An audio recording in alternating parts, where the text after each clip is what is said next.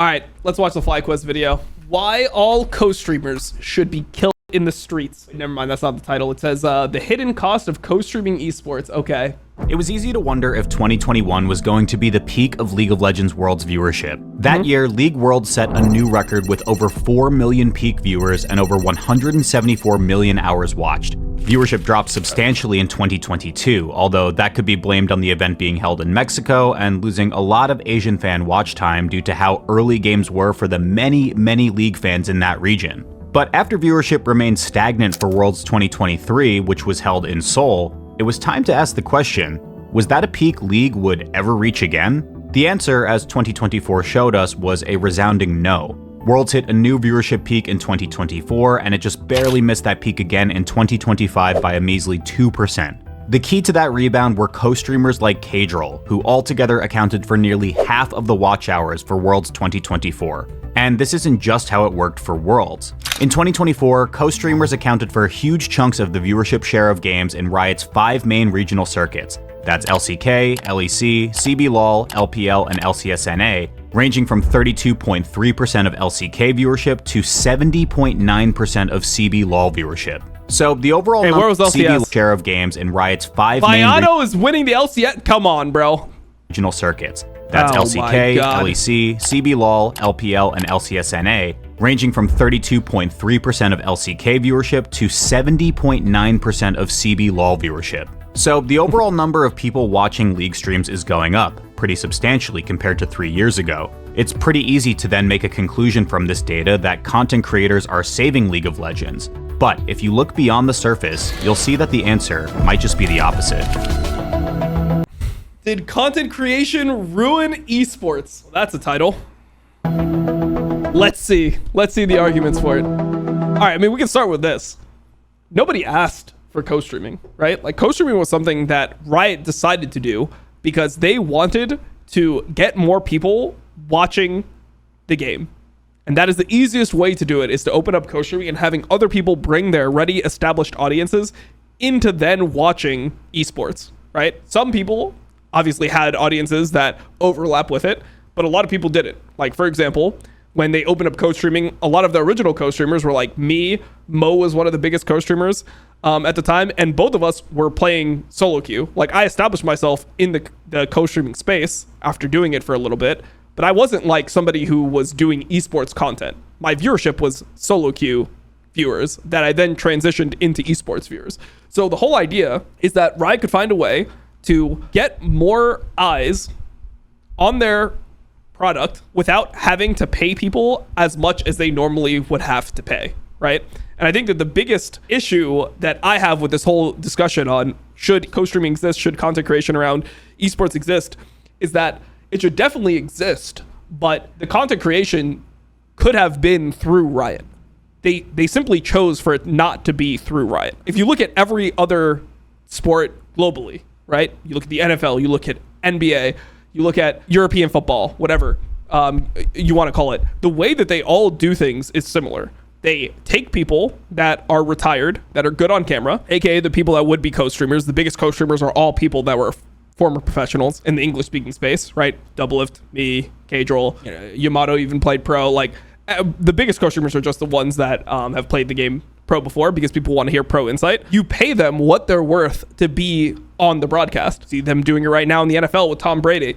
You see them do it all the time in the NBA. They have Shaq, they have Charles Barkley, they have some of the greatest players ever doing the content creation officially as a partner with the league. The issue with that is they didn't actually want to pay people what they were worth, right? Didn't want to pay people what they're worth. Like, for example, I wouldn't have needed to make as much if they wanted to hire me as like caster / somebody who's on the analyst desk / whatever they want, content creator for Riot. They wouldn't have needed to pay me as much as I made streaming. They would have to pay me close to it, right? Like, it would have to be comparable, and that would be something that I'd be willing to do because I would enjoy that more than streaming. I'm not somebody who's like loves streaming. I've never been somebody who's like a huge streamer that it's like, damn, I just want to stream over at anything. Most of us came from League of Legends Pro Circuit. They just thought that it would be better for them, because I think that the real discussion point should be that people don't want to spend money in esports. The viewers don't want to spend money on anything, but they just thought that it would be better for them to have people like me, people like Caedrel, co-stream the product. We can make money off our streams, and they could use our numbers to then show sponsors how many eyes are actually on the like overall stream. They can use our numbers to sell to sponsors. And the whole problem that has always existed in esports, and the main problem, the thing that should be discussed, is that league viewers are just stingy as fuck. They don't buy anything. They don't want to support teams. They don't support team sponsors. They don't support the players, really. Like, no one actually wants to financially spend money in esports. So because of that, Riot doesn't believe that it's worth their time to create the best product possible and pay all these people insane amounts of money because they don't think they're actually going to see a return. That's the actual issue that needs to be discussed. What is going to make League of Legends viewers actually spend money on esports? And right now, it seems like nothing. They don't buy merch. They don't buy products of the sponsors like at a rate that would justify how much the sponsors are paying, which is why you see sponsors like generally leaving, right? Like you see most sponsors sponsor for a little bit, they get a huge sponsor, comes in for a little bit, exception of like FTX because it was like an insane scam, but you get the point, right? Like you see a bunch of the sponsors come in and then they leave because they're just not getting a return on their investment. And I think a huge amount of discussion should also be on what the teams who are franchised did with their massive amount of venture capital investment. Like pretty much all these teams that got insane amounts of venture capital either no longer exist or they spent it all on like player salaries. They didn't build their brands. They didn't actually create content. In order to fill contracts, all they did was give money to people like me to just stream under their networks. Like that's what people ended up doing. I actually didn't do that with a venture capital team, but it's the same concept, right? Like they just hired content creators like Golden Guardians. I hired a bunch of like TFT content creators so that they get a certain amount of viewable hours that they can then sell to Twitch. But they didn't actually create a brand. No one cared. They deleted their Twitter. Like every tweet would get like 7 likes. They didn't do anything with the money that they had. So like, I don't know. I feel like the issue is not co-streamers. The whole discussion should be like, is the league product just shit? Or why do no viewers want to spend money at all? They want everything for free. People complain if you play an ad during a fucking stream. If you're streaming and in between the breaks you play an ad, your viewers will bitch. They'll be like, what the fuck? There's an ad in the middle of my free content. Kill yourself. And it'll be like, oh my god, bro, my bad, bro. I was trying to make a buck. Like the people get mad as fuck. So like they want everything for free. They don't want to subscribe to services. They don't want to buy merch. They don't want to do anything to support the ecosystem. So what needs to be done for that to actually happen? That's the question.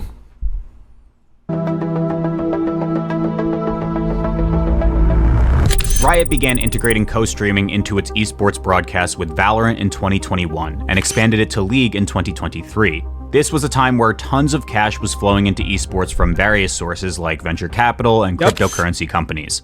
In an attempt to keep showing revenue growth and keep venture capital interested, many teams started paying and overpaying for content creators to try to keep that line going up. A ton of investments from venture capital and other significant outside sources of esports funding were predicated on not just big numbers at events like League Worlds, but constantly increasing numbers. Riot was willing to give up some control over the content of the broadcast to the co-streamers in order to reach their audiences, portions of which either had little desire to watch the mainstream or wouldn't have even known about it at all.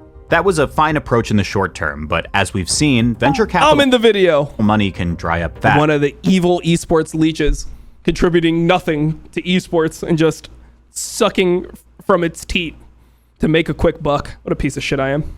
And then the teams were left holding onto an empty bag. This is a young big dumb. I was like 30 there, unironically. Reason why teams like 100 Thieves and FaZe have struggled in recent years. It's also a big reason why the main product of League of FaZe Clan is down 99.9% since they went public. Nice. Legends Esports, the official broadcast of the games, has declined in quality in recent years.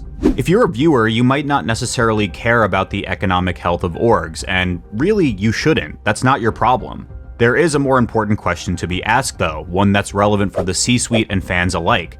Co-streamers and content creators are bumping up the numbers, but are they actually adding value? Are they zoom in on me? Are they actually adding value? Is there a dislike button? Thank you. Creating more fans of League of Legends or Valorant or whatever game they're streaming, or are they just creating more fans of their own streams? The crux of the problem is this. Riot's broadcasts are necessarily much more buttoned up and professional than somebody's personal stream. For a long time, these more professional broadcasts were the I think that's actually like, it's such a stupid claim, I wouldn't even entertain it. The idea that no one has become more of a fan of like LPL because of me is such a stupid claim from FlyQuest that I can't even, it's like, really? You think no one started watching the LPL from my, like, I had 900,000 followers before I started doing any co-stream related stuff, and you think no one actually enjoys LPL more because of me or got into watching the LPL because of me, and none of those like fans are now watching the LPL now that I'm no longer doing LPL content? It's so insanely idiotic. Like, whoever made this video is a fucking moron. We just have to throw that out there. Like, do you remember the OMG phase? Like, it's so insanely stupid to say that I was just generating fans for my own stream and no one actually watches LPL because of that. Like, what? only options fans had to watch events like Worlds. This meant that Riot and its official broadcasters were almost 100% responsible for creating and disseminating the storylines of professional League of Legends. And for a long time, they did a great job. Part of the reason why there was so much hype for Worlds is that Riot's broadcast team was able to construct compelling storylines that could give people reasons to watch even if they hadn't spent the whole year following the circuits. But now, that responsibility has been spread out to the co-streamers as well. And while their personalities are able to draw in some fans who are turned off by the more corporate style of broadcasting on the mainstream, that doesn't necessarily come without a cost. Hi, my name is Nick. Nice to meet you. And my hot take is that I think content creation is responsible for the demise of League of Legends in North America. Yep, I remember responding to this. We had a whole discussion. I did a whole video reacting to this. Content creation is responsible for the demise of League in North America. It's just so crazy to make that statement when the organizations were able to generate no fans. There was so many things that happened with like players being brought in for 1 year, paid absurd amounts of money, not performing well in competition, and then being sent back, and then the fan bases not having anything to latch onto. Like there's so much of that to discuss that it's just like, okay, it's content creation is the reason. It's not the performances, it's not the results, it's not what the companies did, it's the content creators. Like, how much power do you think we have? Also, in North America, there is not a co-streamer dominated market the way that it is for other regions. Like in North America, the main broadcast gets the most views. It's not me or Doublelift or LS. It was never the most views going to co-streamers. It was always the most views going to the mainstream. So like, yeah, we've seen a similar trend with all the leagues besides for LCK. Every league, including LPL, has been going down in terms of viewership. People are becoming less interested. So seeing LCS just follow the same trend as all the other leagues, I think would already disprove the point that it's just content creators doing this in North America. Unless your argument is then, oh, well, it's content creators doing it for all regions. But then why would you single out North America? The first part, not in the content creators' control, but the monetary difference in value between content creation versus being professional, as you just mentioned. And the second thing is, I think okay, yes, but that is something that is just created by Riot, right? They could just change that if they wanted to. Narrative has transitioned from... They could just take away co-streaming rights or never create co-streaming in the first place, and they could have just hired me to be on the broadcast, and I would have done it. Like, so they made that choice themselves, right? Obviously with coaching, I'm now coaching. That's something that I'm super passionate about. So I'm willing to take like a massive pay cut in order to coach, but I wouldn't do that to be on the broadcast. It would just be like, hey, I'm either going to stream solo queue like I'm doing or stream other stuff, or I'm going to co-stream if you allow me to. That's it. Those were the options. Being solely in control of the Riot production team, which has always done a fantastic job of creating narratives. And now it's in the hands of content creators. Now more than ever, especially when it comes to LTA content, a lot of the narrative around it is very negative and toxic. I guess my point is, when you look at the co-streamers in general and you see like what Caedrel... I mean, it's because the LTA was shit, no? That's why they got rid of it? Like, let's be honest. Let's cut the bullshit now. LTA is over, right? We went back to LCS and we went back to CBLOL because it's better. LTA was just dog shit. It was a horrible decision. It was obviously horrible. Everyone thought it was terrible. No one knew what the fuck it was. No one knew what the purpose of it was. It was something that no one asked for. Like, isn't that the biggest reason why the narrative was horrible around LTA? The format was ass. No one cared about any of the games. The format was also confusing. You didn't even know who was playing what and what the stakes of each match were. All that stuff is probably the reason why we killed it off. So I don't know, man. Like, it's not because of the co-streamers that LTA failed. It's because the decision made no sense. Caedrel's doing a great job in terms of, I watched a game where it was two bottom teams in the LEC playing against each other and just highlighting the good positive plays that teams are making, regardless of the overall standings and rankings of the teams, versus like what Dom does, where I saw he posted a video saying the title of the video was 15 years of competitive League of Legends equals this, and he just spent 80% of the time flaming Shopify Rebellion and digging pause for poor play. It's hard to build a brand, especially as a player. It's my fault. And to me, it's really negating any effort. By the way, if you want to see the whole video on this, we went into that and I like watched what that video was. Obviously not what this guy characterized it as. You know, it's like easy to say something like that, but then if you actually go and you watch the video, you're like, oh, he didn't spend 80% of the video shitting on pro plays. What I was actually doing was hyping it up because it was like so funny. Like, it was just funny. They're like, teams were obviously playing bad, but I was like hyping up the bad plays, which this guy considers insanely toxic, but I just find that funny, you know? And that's also something that they do on the official broadcast. Like, when Blabber takes Rift Herald and misses the turret, it's fun to make fun of it, you know? Like, the official broadcast was making fun of Blabber, like, and his driving. And it was #1 on Reddit. It's like, oh, this guy misplayed as a pro player. It's hilarious in how it happened. Let's enjoy that. That's part of the enjoyment of the product and like watching esports. By these players, regardless of how good they are, to try to make a brand when there's so much negativity revolving around them. This was part of a 1 versus 20 event we held with LS, a strategic consultant and league content creator with FlyQuest, discussing the problems with North American League of Legends. Was Nick's hot take really that hot though? The problem isn't just— Yeah, I mean, he just lied in it. I would say that's a big problem with it. I mean, if we were anywhere else, the fact that you can dig into this stuff, video is still up, you can watch it, and you can literally just see that the characterization, it's like, you could call it a great exaggeration, but I didn't spend 80% of the time flaming the teams. I was actually making the game more enjoyable to watch. Like, if you watch that video, the reason why people like that video is they're like, oh shit, this is actually kind of fun. Hey, thank you for the raid, Busio. Appreciate that. That was something that I think is a positive. Like, I think you go back and you watch the video that was just linked, and you're like, I enjoyed that more than if I were to just watch two teams play at a horrible level. If you watched those two teams play at a horrible level against each other the entire time, and no one was saying anything, and you were treated as super serious and buttoned up and professional, it would actually lose more viewership. The product would be worse if you just pretended that this was extremely good League of Legends. I mean, it's not even a hot take or anything. It's just wrong. Just the tone of the broadcast or the fact that there's a competing narrative. It's good that there are competing broadcasts with the mainstream. In theory, that should be an incentive for Riot to produce high-quality broadcasts to ensure that people want to tune in. Instead, what has happened is the fact that Riot can rely on big viewership numbers from co-streams, that's incentivized them to become stagnant with regards to the quality of the main broadcast. The problem also isn't the fact that tons of money— But it's like so backwards, though. The framing of this is so fucked up, no? The framing of this is so fucked up. It's like, man, because Riot made this decision to give co-streamers co-streaming rights, now they're downgrading their product themselves, and that's the co-streamers' fault. They act like I broke into Riot and I put a gun to their head. I'm like, give me fucking co-streaming, bitch. And they were like, okay, you can have co-streaming, sir. And I like stole it from them. That's how they're acting. This thing, like this is how it went down. That's not how this shit went down.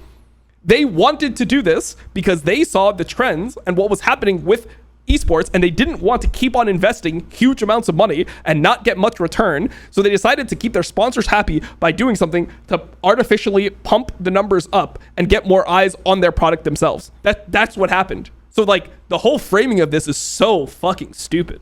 Like, holy fuck, what a horrible video. Millions of dollars in some cases. Did like the guy making this video never like sit there for 2 seconds and be like, yeah, this shit sounds fucking stupid what I'm saying. This shit is yeah, this is not adding up. Maybe I should go back and edit out some parts or frame this a little bit differently. And you can have the discussion of like, is co-streaming good? But the way that it's framed is like way too negative on the co-streamers and not on the decision that was made by Riot. Into these creator deals. Players are not the only people who make an esports community tick. You have to be able to reach people, and investing in creators who can take the game's storylines and make something that brings them into the fold is hugely important to building a bigger future for the game. But that wasn't necessarily what was happening with creator deals in esports, especially in the early 2020s. My name's Kelsey Rummage. I am the Senior Marketing Manager here at FlyQuest. And before this, I was a talent agent in the esports scene for about 5 years. When esports was kind of in its peak, there was a time where it was very popular to have content creators signed to the esports org to not only bring in followers, but increase engagement, interaction with new fans, especially from that content creators community, trying to integrate them over to the org's fans. And a lot of orgs really didn't utilize content creators to what they had their potential to be. It was more, we're signing them for their name, we're signing them because we're signing them to fulfill the hour quota that we have to keep our deal active. That's what it was for.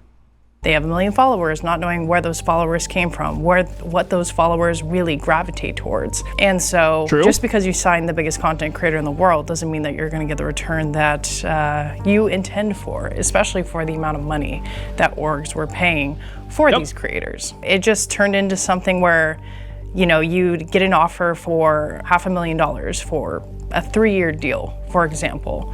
And the guidelines of what the deal is going to be was very loose. It was like, stream for us, throw branding on your stream, and then obviously your fans are gonna come over and be Team XYZ's fans because... But that's not what it was for. It was just like most orgs, maybe that was like, that's how it was for some orgs, but most orgs understood what it was. It's just that at this time, all these orgs had deals with Twitch. Twitch used to be like a sponsor on everyone's jerseys. Like, you guys remember when everyone was wearing Twitch, some teams were sponsored by Zubu or whatever, but the whole idea was that in order to keep that deal active, you had to have something like, I think most teams, the number of viewable hours you needed from everyone on your network was like 5 million viewable hours. So the reason that I was signed to like Cloud9 in 2020 to 2022 was because I could do like a quarter of that or a third of that myself. Right? So you just get a bunch of content creators to fulfill that, and then you'd still be able to make money from your deal. So it wasn't really like people were signing content creators because they thought, wow, they're going to promote our sponsors so well. The reason why people were signing content creators was to satisfy their quota for their streaming deals that they all had. You have that branding up, when in reality, most of those fans didn't translate over. And then when the content creator left the org, so did all the fans. So what, you just wasted $500,000 on something that you could have utilized better? That certainly does not have to be the case with content creator esports deals. Look no further than Sentinels and Tarek, one of the most popular co-streamers in the Valorant space. Tarek brings the perspective of a former CS pro and is genuinely invested in both his team and the game. It's the kind of arrangement that benefits everybody in the space. Fans of Tarek are very likely to become fans of Valorant as a result, and vice versa. It's a symbiotic relationship. In that 1 vs 20, Nick was debating with LS, who both co-streams our League of Legends games and works as a strategic consultant for our League team. LS made some important points in favor of the co-streaming system. My view is, we knew that even in 2020 that the average viewer of LCS at the time, LTA now, was over the age of 21. And we know this because 1, Riot had the data, and then 2, Bud Light was the sponsor. Now everyone is gonna be 27, 28. People just don't wanna tune in to watch kids much younger than them play video games anymore. People don't want to tune into the same repetitive matches being played, which was why I pushed against or pushed for Fearless, Iron Man, etc. I think there's a lot more that's going on that doesn't have to do with co-streaming. I think if you remove all the co-streamers right now in the world, it does not mean that everything returns to the broadcast. I think a fraction would return. I mean, I think the real argument is this, and this is not provable, but I don't think that this is something that is ridiculous to say. I think if co-streaming never existed, you would experience the same decline, if not more decline. I think you would actually experience way more decline. And I think that co-streamers have just been able to prolong this period before the decline happens for a few years. That's the actual discussion point in here. When it comes to co-streaming, the genie is out of the bottle, and he's not going back in there. You can confirm LS's claim that audience numbers would drop by going to pretty much any Reddit thread talking about co-streams. Fans will say that they have no interest in watching games unless they're cast by somebody like Caedrel. But the reality is that the current economics just aren't working for anybody other than a few huge creators. They aren't working for Riot, they aren't working for teams, and they aren't working for the players. Kind of weird that they're putting me in this video so much when I like gave up co-streaming to go coach professionally. Like, it is a little weird to me. especially those outside of the Tier 1 system. Hell, they aren't even really working for most creators who aren't named Caedrel. Here's Team Liquid's coach Spawn at another 1v20 debate Liquid held. But my gut feeling is that the 100,000 people that watch Caedrel used to watch the main broadcast and now don't watch the main broadcast, which is terrible for sponsorship. All Caedrel does is screech over every single ad roll being played. Like, I don't even know how Riot is monetizing this shit anymore. And he used to be on the broadcast and left the broadcast because co-streaming was more popular. You're literally proving my point. He left the broadcast because the broadcast would not pay him what he could make co-streaming. Like, if they were to pay him something reasonable that was close to what he would make, he would have just kept on being on the broadcast. Like, he would have just kept on doing the same thing where he did LPL and LCK, and he would do LEC on the weekends, and they would have him do a few games, and they would just pay him what he's worth. But they didn't want to do that. But also, the way that ad rolls are incorporated into esports is just not getting people to buy the products. Like, it just simply isn't. I don't know what else to say. They keep on naming different things that happen over different based off different sponsors, but that's just not making people want to buy the products. The viewers are not buying the products because of that. It is what it is. Missing the S-tier talent off the Riot game broadcast because it's better to be the co-streamer at the moment. I think that we're in a situation now where Riot have to make it a net positive because otherwise the ecosystem is absolutely cooked. But I think that even if you ask the people at Riot if they could put Pandora back in the box, majority of people are putting that box closed instantly. That's not... Yeah, the majority of the rioters are going to do that, but the people that made the decision knew what was going to happen. They're not idiots. They knew that this is what they were trading off. They think it's a worthwhile trade-off. really how Pandora's box works. Like, she was never in the box, she opened it, you know what, never mind. Spawn is right that we need to make a world where co-streaming and content creators can truly thrive within and alongside esports, but how do we build it? The creator system is dying. There are a couple creators who are long-lasting and are doing the work, but those creators are making pieces of content that are new and people haven't seen before. You don't see the same React creators persisting today. A lot of them have died out, have moved on to different projects, but we see people like Grim who have been in the space for a very long time, ever since, basically Valorant started, and he's still persisting because he's adapting, he's creating new content, he's helping out with guides, which he has done for a while, but are always still relevant because there are still players trying to get better in Valorant. You have to be a creator that actually offers something to the space, and I think a lot of people have missed that. And especially in a world where you can just buy followers. Followers don't mean anything anymore. It's about your personality and what you actually offer to your audience, to the bigger content creation space and esports space. Grim is the newest addition to FlyQuest's creator team. He's been uploading Valorant videos to YouTube for over 5 years, becoming known as one of the most creative Sage players in the game. He's not just a strong player, but he's great at making content that can connect with Valorant players and fans of all skill and engagement levels, which makes him exactly the kind of creator who fits what we need at FlyQuest. But in order for this relationship to work, FlyQuest also has to have something to offer Grim. I would say FlyQuest brings Grim opportunity, but not in the typical ways of many orgs in the past where, it's not just like, oh, we're giving you a org where you have a platform. Like, we're giving him opportunity to do the content that he wants to do. He was talking to us about IRL content and traveling content, and we want to give him the opportunity to do that with our other FlyQuest creators as well as by himself. If he wants to try something new, we want to give him the ability to do that and not feel scared that it's going to fail, because we believe in him. And he believes in himself, which is the most important part, and he is excited to do things. You don't find a lot of people who are really excited about content creation this day and age that's authentic to actually feeling excited. If he comes with an idea and we say yes, he's going to execute it, and he's going to do it with all of his heart, which is something that we really value with him. It's simply not enough to just have somebody with followers, somebody who gets views. For a content creator to make sense within esports, they have to have some kind of tie to the game itself. Grim isn't just somebody who loves to play Valorant and make videos about it. He's an obsessive fan of the competitive scene, and somebody who's ready and willing to share his love for it with his viewers. That doesn't necessarily mean that they have to be an ex-player or coach like LS. It can be somebody like Basil, an artist who has been part of the community and understands its sensibilities and tastes. It can be somebody like Nemo or Gina Darling, huge creators in spaces that are adjacent enough to esports that there's crossover just waiting. We hate content creators, but not the ones at FlyQuest. Send the video out, bro. Fuck it.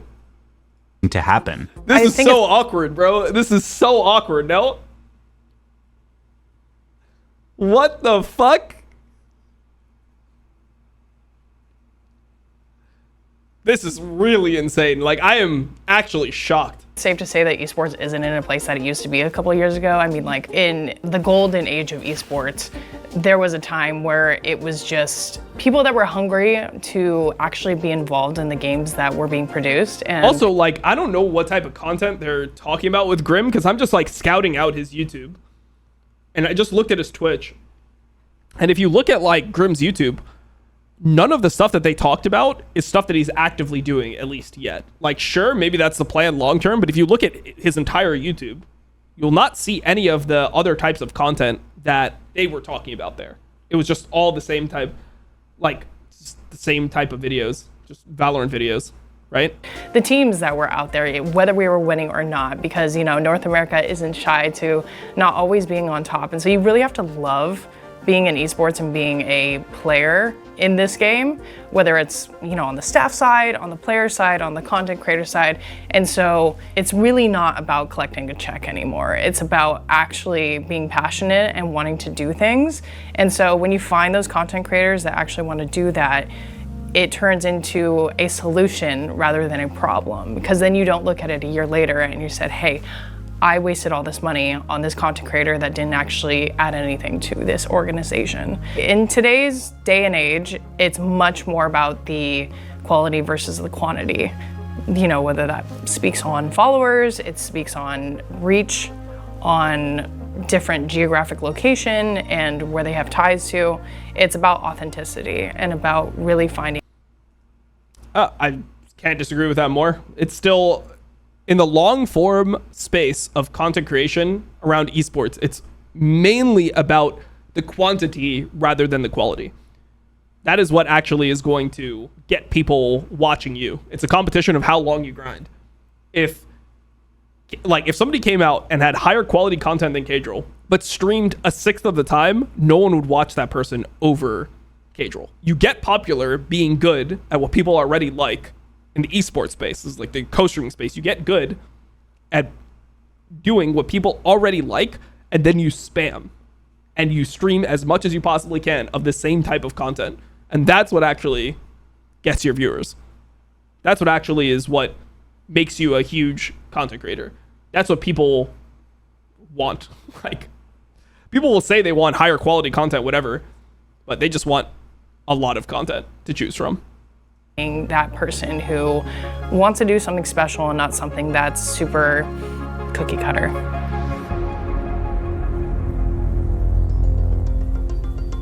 So, did content creators really bankrupt esports? It's probably more accurate to say that deals with content creators that were focused on big numbers in the short term. So, did content reacting to here? Creators really bankrupt esports? It's probably more accurate to say that deals with content creators that were focused on big numbers in the short term rather than building community in the long term were the problem. But the shifts in the ecosystem can't be undone, and we're not going back to the pre-2021 world anytime soon. That means it's everybody's responsibility to find ways to integrate content creation into esports in ways that go beyond chasing that bigger number. Instead, we need to actually build things that attract and create fans of games and teams, not just the streamers using them for content.